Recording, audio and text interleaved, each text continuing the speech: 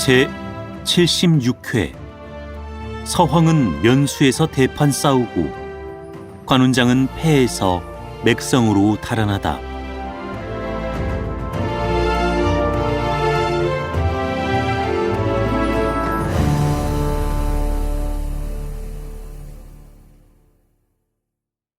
미방은 형주가 함락되었다는 소식을 듣고 어찌할 바를 모르고 있는데 공안을 지키는 장수 부사인이 찾아왔다고 한다. 미방은 황망히 그를 성으로 맞아들이고 온 사연을 물었다. 내가 불충하기 때문이 아니라 형세가 위태하고 힘이 다하여 그대로 지탱해낼 도리가 없으므로 동호에 항복했으니 장군도 빨리 항복하느니만 못하리다. 우리가 한중왕의 두터운 은혜를 받았는데 어찌 차마 배반할 수 있겠소. 관공이 갈 때 우리 두 사람을 단단히 별렀으니 만일 이기고 돌아오는 날에는 용서하지 않을 것이오. 공은 한번 잘 생각해 보시오. 우리 형제가 한중왕을 섬긴 지 오래인데 어찌 하루아침에 배반할 수 있단 말이오. 미방이 한창 주저하고 있는데 문득 관공에게서 사자가 왔다고 해서 청상으로 맞아들였다. 사자가 말했다. 관공께서 군중의 양식이 떨어져 특히 남군과 공안 두 곳에 가서 백미 10만석을 가져오라 하시며 두 분 장군께 밤도와 운반에 와서 군전에 바치되 만일 기일을 어기면 그 자리에서 참하리라 하십니다. 형주가 이미 동호 손에 들어갔는데 어떻게 이 많은 군량을 운반해 간단 말이오.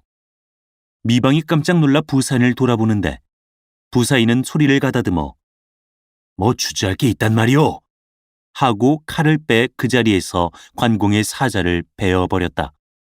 미방이 놀라서 공은 어쩌자고 이러오 하고 말했다. 관공은 우리 두 사람을 죽이려고 하는데 우리가 왜 손을 묶고 앉아서 죽임을 당한단 말이오. 빨리 동호회 항복하지 않으면 반드시 관공 손에 죽고 말리다. 이처럼 이야기하고 있을 때 문득 호하는 말이 여몽이 군사를 거느리고 성 아래에 쳐들어왔다고 한다. 미방은 크게 놀라서 부사인과 함께 성에서 나가 항복을 청했다. 여몽이 대단히 기뻐하며 데리고 가서 손곤에게 보이니 손곤은 두 사람에게 큰 상을 내리고 백성들을 안무한 다음 잔치를 열어 삼군을 크게 치하했다. 이때 조조는 허도에서 여러 모사와 더불어 형주의 일을 의논하고 있었는데 동호에서 사자가 그를 가지고 왔다 한다. 조조는 곧 불러들이라 했다. 조조가 그러를 받아 뜯어보니 그 사연인즉 동호에서 장차 형주를 엄습하려 하고 있으니 운장을 습격할 때 협공에 달라고 청해온 것인데 끝으로 행여나 누설하여 운장으로 하여금 준비가 있게 하지 마시라는 부탁이 있었다. 조조가 여러 모사와 상의하니 주부 동소가 나서서 계책을 올린다. 지금 번성이 포위당해서 목이 빠져라 구원을 바라고 있는 형편입니다. 사람을 시켜서 번성 안으로 화살에 그를 메어 성 안으로 쏘아 넣어 군사들을 안정시키시며 또 관공으로 하여금 동호가 장차 형주를 엄습하려 하고 있다는 것을 알게 하면 관은장이 반드시 형주를 잃을까 저어해서 곧 퇴근할 것이오니 이때 서왕으로 하여금 승세를 타서 그 뒤를 몰아치게 하신다면 가히 승리를 얻을 수 있을까옵니다. 조조는 그 계책을 따라서 한편으로 사람을 서왕에게 보내서 급히 싸우도록 재촉하게 하고 또 한편으로 친히 대병을 거느리고 조인을 구하러 낙양이 남쪽 양릉파로 진출하기로 했다. 한편 서왕이 장중에 앉아 있다가 위왕에게서 사자가 왔다고 고하는 말을 들었다. 서왕이 불러들여 물으니 사자가 위왕께서 군사를 거느리고 낙양을 지나셨는데 장군께 급히 관공과 싸워서 번성의 위급함을 풀게 하라고 하십니다. 하고 이야기하는 중에 탐마가 들어와서 고한다. 관평은 언성에 군사를 주둔하고 요환은 사총에 군사를 주둔하고 있는데 전후 12개 방책 사이에 연락이 끊이지 않고 있습니다. 서왕은 즉시 부장 서상과 여건으로 하여금 거짓으로 서왕의 기호를 가지고 언성으로 나가서 관평과 싸우게 하고 자기는 몸소 정예병 500명을 거느리고 면수를 돌아서 언성의 뒤를 엄습하기로 했다. 관평은 서왕이 친히 군사를 거느리고 왔다는 말을 듣자 본부 군사를 데리고 싸우러 나갔다. 양편이 진을 치고 마주 대하자 관평이 말을 몰고 나가 서상과 싸우는데 단지 삼합에 서상이 대패해서 달아나고 여건이 또 나와서 싸우는데 오륙합에 역시 패해서 달아났다. 관평이 이긴 김에 그대로 20여리나 쫓아가며 뒤를 몰아치는데 문득 고하되 성중에서 불길이 오른다고 한다. 관평이 계책에 빠진 줄 알고 급히 군사를 돌려 언성을 구하러 오는데 일표군이 내달아 쫙 늘어서며 가로막았다. 서왕이 문기 아래 말을 세우고 큰 소리로 외쳤다. 현질 관평아, 내 죽는 것도 모르느냐? 너희 형주가 이미 동호 수중에 들어가 버렸는데 오히려 예서 발광하고 있느냐?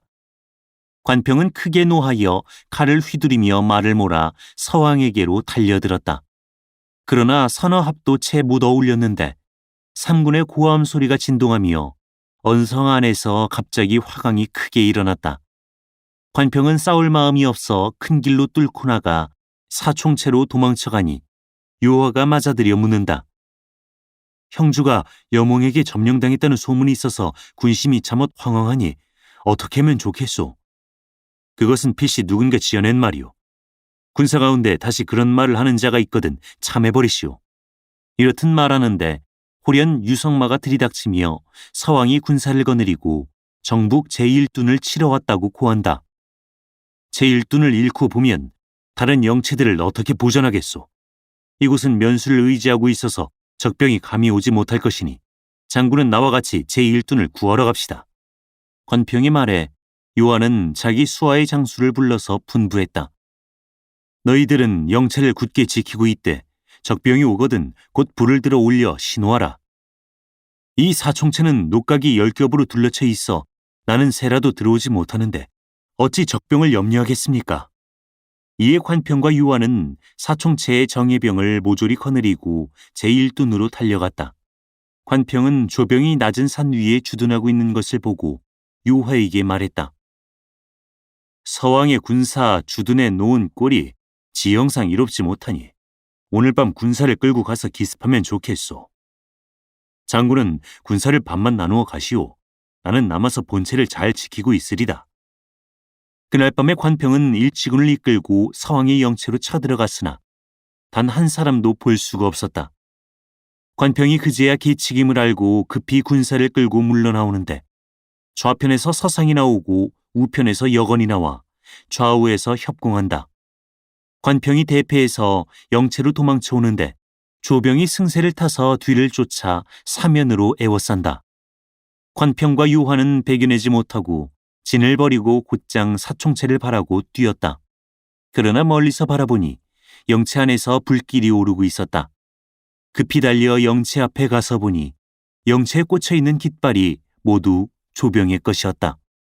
관평 등은 급히 군사를 물려 황망이 번성가는 큰 길로 달아났다. 그때 정면에 한때의 군사가 길을 막고 나서는데 거느리는 대장은 곧 서왕이다. 관평과 요한은 죽기로 싸워 혈로를 뚫고 달아나서 곧장 대체로 돌아가 관공에게 고했다. 서황이 언성 등 여러 곳에 빼앗고 또 조조가 친히 대군을 거느리고 세 길로 나뉘어 번성을 구하러 오는데 소문에 의하면 형주가 이미 여몽 손에 떨어졌다고 합니다. 관공이 호령한다. 이는 적들이 우리 군심을 어지럽게 하자는 요원인 것이다. 동호의 여몽이 병이 중해서 어린아이 육손이 이를 대신 맡아보는 터라 좋게 염려할 것이 없느니라. 그 말이 미처 끝나기 전에 호련 고하는 말이 서왕이 군사를 거느리고 왔다 한다. 관공이 말의 안장을 지우라고 분부한다. 관평이 간한다. 아버님, 상처가 아직 완쾌되지 않으셨으니 나가서 싸워서는 아니 되십니다. 내가 서왕과 교분이 있어서 그 재주를 잘 아는 터라. 만약에 그가 물러가지 않으면 내 먼저 그를 베어 적장들을 경계하겠다. 관공이 갑옷을 입고 투구를 쓰고 칼을 들고 말에 올라 분연히 나가니 조병들이 보고 두려워하지 않는 자가 없다. 관공은 말을 세우고 물었다. 공명이 어디 있는가? 조군 영체의 문기가 열리며 서왕이 말을 타고 나와서 몸을 숙여 인사하고 말했다. 군우와 작별한 뒤로 언 수년이 되었는데 머리와 수염까지 이미 반백이 되셨을 줄을 어찌 생각했겠습니까? 예전 장년 시절에 군우와 상종하며 가르침을 많이 받은 일을 생각하면 감사하여 잊을 길이 없거니와 이제 군우의 위풍이 천하를 진동하매 저도 이를 듣고 마음의 감복함을 맞이 않던 중에 이제 다행히 이렇게 만나 뵈오니 갈망하던 회포를 적이 위로하겠소이다. 내 공명과 교분이 심히 두터워 다른 사람에게 비할 바 아닌데 이번에 어찌하여 내 아이를 여러 차례나 궁하게 만드셨소? 서왕이 그 말에는 대꾸하지 않고 여러 장수를 돌아보며 소리를 가다듬어 크게 외쳤다. 만약 운장의 수급을 취하는 자가 있으면 천금의 큰 상을 주리라. 공명이 어찌하여 이런 말을 하는가? 관공이 놀라는데 서왕은 오늘 일은 곧 국가 대사라. 사사를 가지고 공사를 폐할 수 없소이다. 하고 말을 마치자 큰 도끼를 휘두르며 바로 관공에게로 달려들었다. 관공은 대로하여 역시 청룡도를 휘두르며 그를 맞아 80여 합을 싸웠다. 그러나 관공이 아무리 무예가 전륜하다 하여도 끝내 오른팔에 힘이 들어가지 않았다. 관평이 관공에게 혹시나 실수가 있을까 두려워하여 급히 징을 쳤다. 관공이 곧 말머리를 돌려서 영체로 돌아오자 갑자기 사면에서 큰 함성이 진동한다.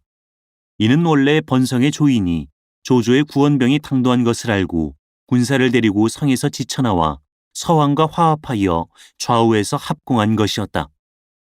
형주 군사들은 큰 혼란에 빠지고 말았다. 관공이 말에 올라 여러 장수를 거느리고 급히 달려 양강 상류 쪽으로 뛰는데 등 뒤에서 조병이 그대로 쫓아온다. 급히 양강을 건너 양양을 바라고 달아나는데 문득 유성마가 이르러 고한다. 형주는 이미 여몽에게 빼앗겼고 장군의 가족들도 적의 손에 들어갔소이다. 관공이 대경실색하여 감히 양양으로 가지 못하고 군사를 이끌어 공안을 바라고 온다. 탐마가 또 고한다. 공안의 부사인이 동호에 항복했소이다. 관공이 대로하는데 또 호련 군량을 재촉하러 갔던 사람이 와서 아랜다. 공안의 부사인이 남군에 가서 사자를 죽이고 미방을 달래서 함께 동호에 항복해버렸소이다. 이 말을 듣자 관공은 노기가 가슴에 꽉 차서 상처가 그대로 찢어지며 정신이 어지러워 쓰러져 버렸다. 여러 장수가 구호해서 다시 깨어나자 관공은 사마왕보를 돌아보며 내가 조카의 말을 들었던들 오늘날 이런 일을 당하지 않았을 것이네. 하고 나서 탐마에게 물었다. 장강 연안에서는 어찌하여 봉화를 들지 않았다더냐? 여몽의 수병들을 모조리 배기를 입혀서 객상 모양으로 꾸며 강을 건너오는데 정예병들을 배 가운데 매복해 두었다가 먼저 봉화대 수직 군사부터 잡은 까닭에 불을 들 수 없었던 것이랍니다. 내가 간특한 적의 꾀에 속았구나. 대체 무슨 낯으로 형님을 뵙는단 말인가? 관공이 발을 구르고 한탄하는데 관량 도독 조루가 사세가 급하오니 사람을 성도로 보내서 구원을 청하고 다른 한편 육로로 형주를 취하는 것이 좋을까 합니다.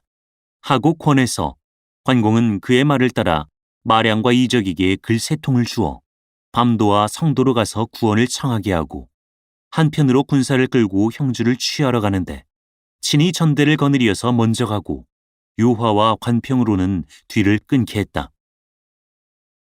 한편 번성의 포위가 풀리자 조인이 여러 장수를 거느리고 조조에게 와서 울며 절하고 죄를 청했다.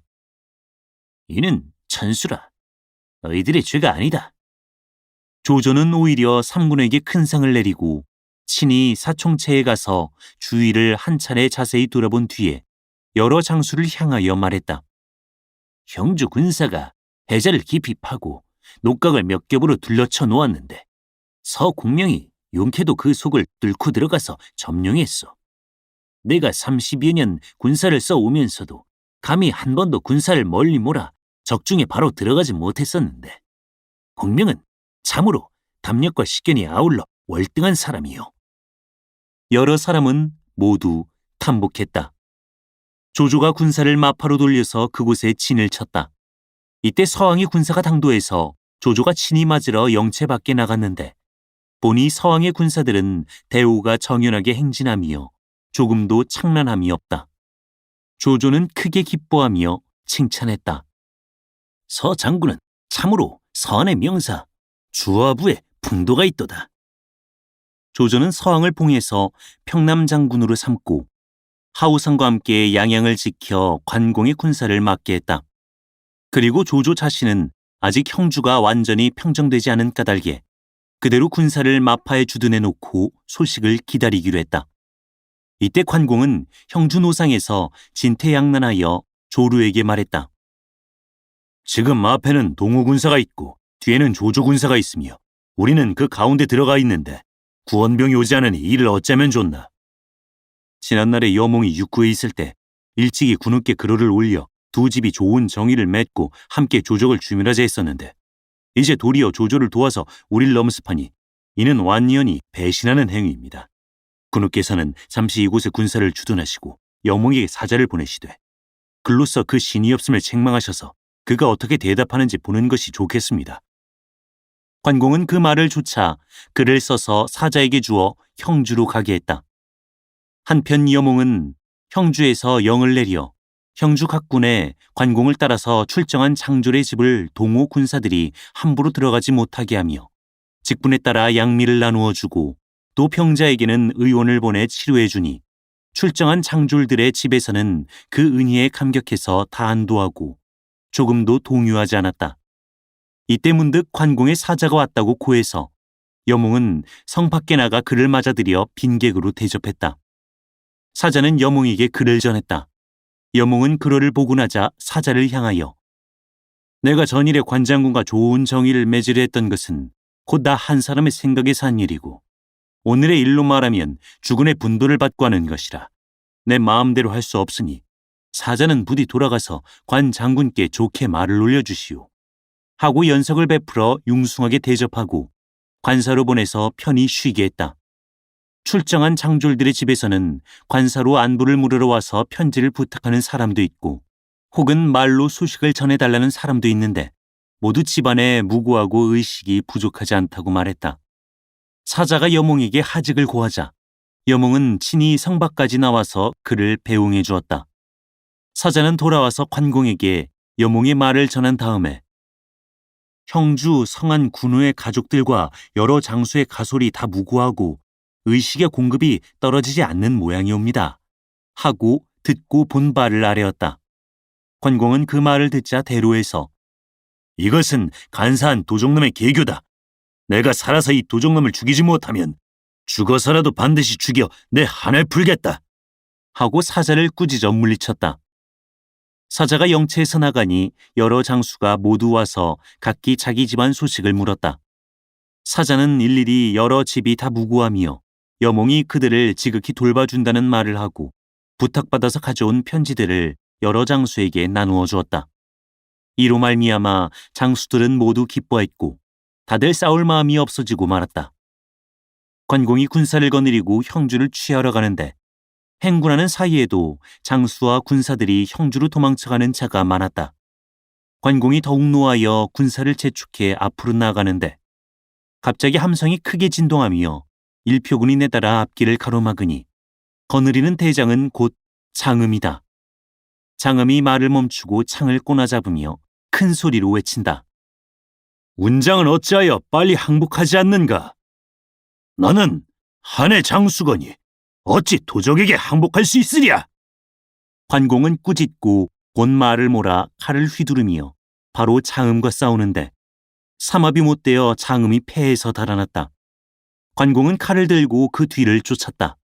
20여리나 갔을 때 호련 함성이 일어나며 좌편 산골짜기에서 한 당이 군사를 거느리며 지쳐나오고 우편 산골짜기에서 주태가 군사를 끌고 지쳐나오며 장음 또한 말을 돌려 다시 싸워 새 길에서 협공한다. 관공은 급히 군사를 거두고 달아났다. 그러나 몇 리를 못 가서 보니 남쪽 산 언덕 위에 사람들이 가득 모여 있고 흰 기가 하나 바람에 나부끼며 기폭에는 형주 토인 넉자가 쓰여 있는데 여러 사람이 저마다 외치는 말이 모두가 영주 사람들은 속속히 항복해라 라고 하는 소리다. 관공은 대로하여 언덕 위로 올라가서 사람들을 죽이려 했다. 그러나 이때 산 밑으로 또 양군이 지쳐나오니 좌편은 정봉이요 우편은 서성이라 장음의 무리로 더불어 삼로 군사가 합쳐서 관공을 둘러싸고 치니 함성은 땅을 뒤흔들고 고각은 하늘을 진동한다. 수와 장졸이 점점 줄어든다. 황운역에 이르러 관공이 멀리 바라보니 사면산 위에 있는 것이 모두가 형주 토병들인데 형을 부르고 아우를 부르며 아들을 찾고 아비를 찾아 함성이 끊이지 않는다. 군심이 완전히 변해서 모두 부르는 소리를 따라서 가버렸다. 관공이 아무리 가지 못하게 꾸짖어도 듣지 않았다. 나중에는 수하 군사라고 남은 것이 겨우 300여 명뿐이었다. 그대로 삼경까지 싸우는데 동편에서 함성이 크게 일어나니 이는 곧 관평과 유화가 겹겹이 둘린 포위를 뚫고 두 길로 나뉘어 들어와서 관공을 구해냈다. 군심이 어지러워졌으니 잠시 어느 성이든 가셔서 군사를 주둔해 놓고 구원병이 오기를 기다려야겠습니다. 맥성이 비록 작기는 하나 가히 머물러 계실 만합니다. 관평의 말을 쫓아 관공은 남은 군사를 재촉해서 맥성으로 들어가 군사를 나누어 성의 내문을 굳게 지키게 하고 장수들을 모아놓고서 상의했다. 조루가 나서서 말했다. 이곳이 상용과 가까운데 지금 유봉과 맹달이 그곳을 파수하고 있으니 속히 사람을 그리로 보내서 구원을 청하기로 하시지요. 만약 그곳 군마가 와서 접응하고 서천에서 대병이 오기를 기다리기만 하면 군심도 자연히 안정될 것입니다. 이렇듯 의논하고 있는데 동호 군사가 성을 사면으로 에워쌌다는 보고가 들어왔다. 누가 감히 포위를 뚫고 나가 상용에 가서 구원을 청하겠는가? 관공이 말하자 유화가 차원에 나섰다. 제가 가겠습니다. 그럼 내가 장군이 빠져나가도록 고송해드리겠소. 하고 관평이 말하니 관공은 곧 편지를 써서 유화에게 주었다. 유화는 편지를 받아서 몸에 지닌 다음 배불리 먹고 말에 올라 문을 열고 성을 나섰다. 이때 동호장수 정봉이 앞을 가로막았으나 관평이 힘을 다하여 냅다치는 바람에 패에서 달아났다. 요한은 이 기세를 타서 포위 속을 뚫고 나가 상용을 파라고 말을 달렸다. 그를 보내놓고서 관평은 성으로 도로 들어와 굳게 지키며 나가지 않았다. 앞서 유봉과 맹달이 상용을 취하자 태수, 신탐이 무리를 거느리고 항복했던 것인데 그때 한중왕은 유봉의 벼슬을 높여서 부장군으로 삼고 맹달과 함께 상용을 지키게 했던 것이다. 그날 두 사람은 관공이 싸움에 패했다는 말을 듣고 한창 의논하고 있었는데 밖에서 고하되 유화가 왔다고 한다. 유봉이 청해드리라고 해서 물으니 유화가 말했다. 관공께서 싸움에 패하시고 지금 맥성에서 곤란을 겪고 계신데 저기 성을 내워 형세가 심히 위급합니다. 촉의 구원병은 당장에 올 수 없는 것이라서 저더러 포위를 뚫고 나가 여기 와서 구원을 청해 하신 것이니 바라건대 두 분 장군께서 속히 상용 군사를 일으켜 이 위급한 상황을 구해 주십시오. 조금이라도 늦었다가는 관공의 생명도 위태로울 것이옵니다. 요화의 말을 듣고 나서 유봉은 말했다. 장군은 잠시 기다리오. 우리가 의논을 좀 해야겠소. 요한은 관역으로 나와 출병하기만 기다렸다. 한편 유봉은 맹달을 보고 말했다. 숙부께서 위급한 지경에 계시다니 어떻게 했으면 좋겠소. 동호는 군사가 정의하고 장수들이 용맹한데 형주 국군이 이미 다 동호 속에 속해버렸고 오직 남았다는 맥성은 손바닥만한 땅이오. 게다가 또 들으니 조조가 친히 대군 4,50만 명을 거느리고 마파에 주둔해 있다는데 우리가 이 산성에 있는 군사만을 가지고 어떻게 두 곳 강병을 당해내겠소. 경고망동에서 나설 일이 아니오. 그건 나도 알고 있소. 그러나 관공은 내 숙부이신데 어찌 차마 그대로 앉아서 보기만 하고 구하지 않는단 말이오. 그 말에 맹달이 피웃는다. 장군은 관공을 숙부로 치고 있지만 관공은 장군을 조카로 치지 않을 것이오. 내가 들음에 한중왕이 처음 장군을 양자로 정하셨을 때 관공은 좋아하지 않았다 하고 뒤에 한중왕이 위에 오르신 다음 후사를 세우리 하고 공명에게 물으니 공명이 이는 집안일이라 관과 장에게 물으시는 것이 좋겠습니다 라고 해서 한중왕이 형주로 사람을 보내 관공에게 물으셨더니 관공의 말이 장군은 양자라 세우는 것이 불가하다라고 하면서 한중왕께 권해서 장군을 멀리 이곳 상용 산성에 두어 후원을 얻게 하시라고 했다오. 이 일은 사람마다 다 아는 일인데 장군은 어째서 모르고 계시오. 그런데도 오늘 숙질의 의리로 위험을 무릅쓰고 경거망동하시려는 것이오. 공의 말씀은 비록 옳기는 하나 어떻게 말해서 그 청을 물리치겠소. 이 산성이 갓 항복받은 곳이라 민심이 아직 안정되지 못한 까닭에 섣불리 군사를 일으켰다가 혹시 무슨 변이나 있을까 두려워 감히 출병하지 못한다고 말씀하시구려. 유봉은 그의 말대로 하기로 하고 이튿날 유화를 청해서 말했다. 이 산성이 갓 항복받은 곳이라 군사를 나누어서 구하러 갈 수 없소. 요한은 소스라치게 놀라 머리를 땅에 조아리며 외쳤다. 그렇게 하신다면 관공께서는 돌아가십니다. 내가 간다 하더라도 한 잔의 물을 가지고 어찌 한 술의 섭에 붙은 불을 끌 수 있겠소. 장군은 속히 돌아가서 초계 군사가 오는 것이나 기다리는 게 좋겠소. 요한은 통곡하며 구원해 주기를 청했다. 그러나 유봉과 맹달은 모두 소매를 떨치고 안으로 들어가 버렸다. 요한은 더 있어 보아야 일이 아니 될 줄 알고 한정왕께 가서 구원을 청하는 것이 낫겠다고 생각하며 말에 올라 크게 꾸짖으며 성을 나와서 성도를 바라고 말을 달렸다. 이때 관공은 맥성에서 상용의 군사가 오기만 바라고 있는데 종시 아무 동정이 없다. 수하의 군사라고 남은 것이 500~600명뿐인데 그나마 태반이 상처를 입었고 게다가 성중에는 양식이 없어서 고생이 막심했다. 그러는데 문득 고하되 성 아래 한 사람이 와서 화살을 쏘지 말라고 하면서 군우께 말씀 올릴 것이 있어서 왔노라고 합니다. 라고 한다. 관공이 들어오게 하라고 일러서 보니 제갈근이었다. 인사를 마치고 차를 마시고 난 다음에 제갈근이 말했다. 이번에 오후에 명을 받들고 특히 장군께 권유하러 왔소이다. 자고로 이르기를 힘을 아는 자가 준거리라라고 합니다. 이제 장군이 거느리시던 한상 구군은 모두 다른 사람에게 속해버렸고 다만 외로운 성 하나만 남았을 뿐인데 안에는 양초가 없고 밖에는 구원병이 없어서 위급함이 조속에 있습니다.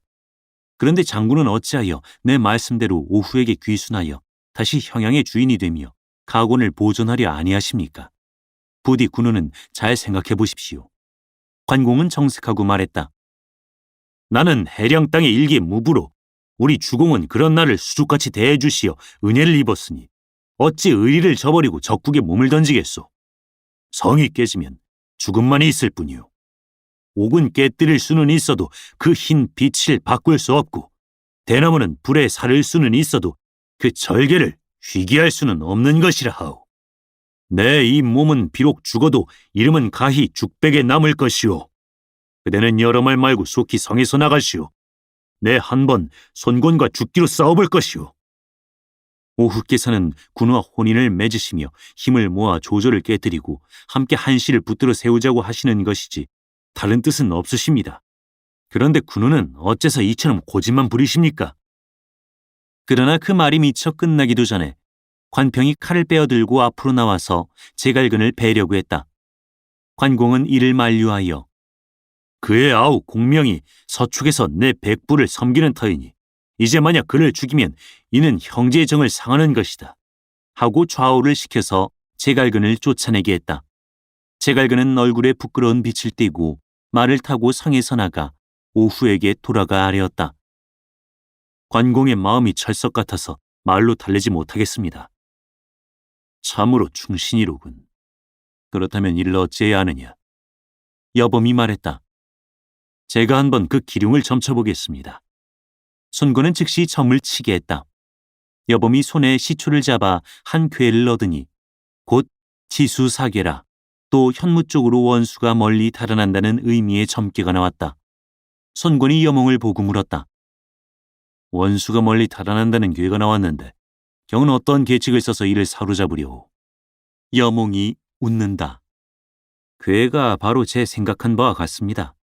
관공에게 비록 하늘에 오를 수 있는 날개가 있다 하더라도 저의 그물에서 빠져나가지 못할 것입니다. 용도 웅덩이에서 놀면 새우가 놀리고 봉황도 세장에 들면 잡새들이 속이려 드네. 필경, 여몽의 계책이란 어떠한 것인고 다음 회를 보라. 사단법인 올제 제작 낭독 공준호 번역 연변인민출판 삼국지 번역팀